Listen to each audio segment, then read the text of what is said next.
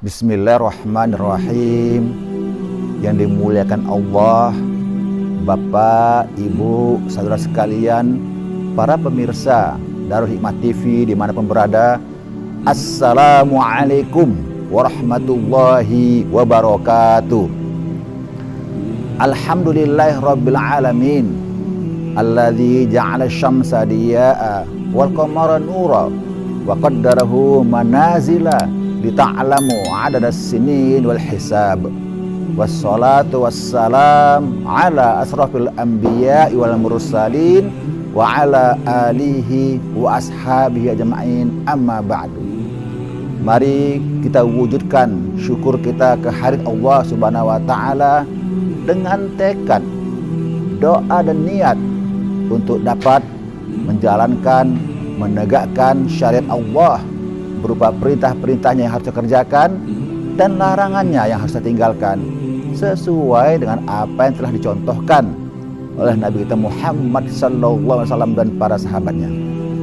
Bapak, Ibu, para pemirsa sekalian, ketika Allah mengatakan kuntum khaira ummatin ukhrijat linnas, kamu adalah sebaik-baik umat yang diturunkan ke muka bumi ini, maka untuk itu tidak langsung otomatis kita sebagai umat terbaik, tapi harus melalui tahapan-tahapan, yaitu umpamanya katakanlah pekerjaan-pekerjaan, amalan-amalan yang bisa membentuk kita menjadi yang terbaik di muka bumi ini.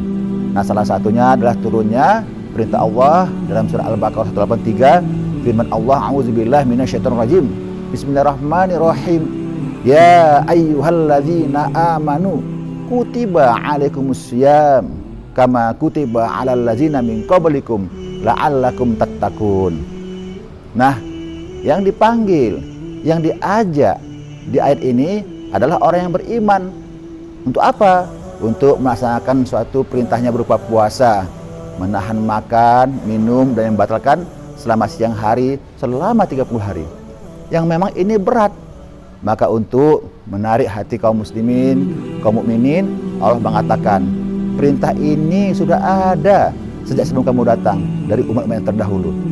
Nah, Bapak Ibu sekalian, puasa itu jangankan kita sebagai manusia, hewan-hewan sekalipun itu harus melalui proses puasa baru dia mencapai sesuatu yang mungkin dia inginkan. Dari ulat umpamanya, dia baru bisa menjadi kupu-kupu yang indah ketika dia berpuasa dengan kepompongnya sekian hari. Nah, inilah contoh, dan kita perlu belajar dari hamba-hamba Allah, ciptaan Allah. Kalau hewan saja itu harus melalui proses puasa untuk merubah dirinya, untuk mencapai sesuatu, apalagi kita manusia. Dan kita bersyukur, sebenarnya semua manusia itu diberikan Allah kelebihan dibandingkan makhluk-makhluk lainnya, ya. Nah, tapi terus terang saja, tantangan, rintangan, bahkan musuh manusia pun banyak, baik dari diri sendiri, dari pihak luar, baik minal jinnati wan nas umpamanya. Nah, untuk itu Allah memberikan kita suatu kewajiban yang sebenarnya kewajiban ini bukan untuk Allah, kita membutuhkannya. Tapi supaya manusia bisa membedakan mana yang disuruh Allah langsung secara hukum, itulah namanya wajib. Nah, maka termasuk datanya adalah berpuasa di bulan Ramadan ini. Bapak Ibu sekalian, tapi ingatlah dengan niat iman, ya. Bagi siapa yang tujuannya didasari dengan niat iman dan dengan proses cara sesuai dengan apa yang disuruh Allah, yaitu apa yang disatukan Nabi Muhammad SAW, maka target kita juga adalah la'allakum tattaqun. Bayangkan ketika seorang sudah mencapai taraf takwa, maka subhanallah, insya Allah dia sudah berakhlak seperti apa yang dianjurkan Allah dan dicontohkan Nabi Muhammad SAW. Nah, puasa ini adalah bagian dari cara mendidik manusia. Untuk bayangkan bagaimana umpamanya tidak makan, tidak minum, dan yang batalkan, padahal halal.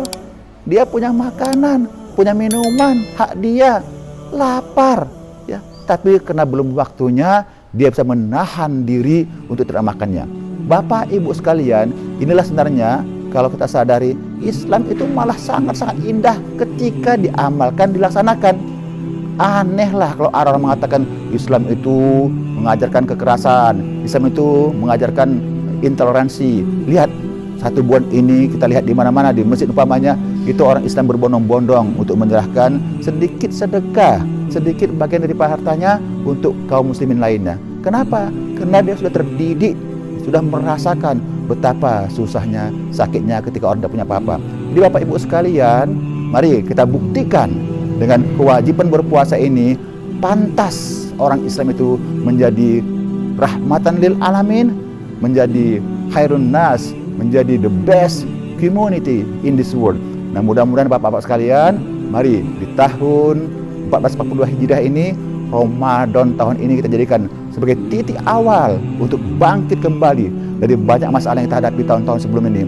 Pandemi belum selesai, tapi insya Allah dengan melaksanakan amaliyah Ramadan dan dimulai dengan pemanya tarawih yang ramai-ramai, terbukti bahwa keramaian itu ketika berjamaah, keramaian itu ketika menuntut ilmu Allah, keramaian itu ketika melaksanakan ibadah Allah, insya Allah terjauh dari segala tantangan. Mudah-mudahan inilah bagian daripada Allah, bahwa ketika Ramadan masuk, yang namanya setan, iblis dibelenggu supaya kita bisa beramal dan sebagainya. Bapak Ibu sekalian, selamat berpuasa, selamat mengamalkan, menikmati amaliyah Ramadan sehingga nanti bangkit, bangun kembali menjadi bangsa lebih baik daripada sebelumnya. Assalamualaikum warahmatullahi wabarakatuh.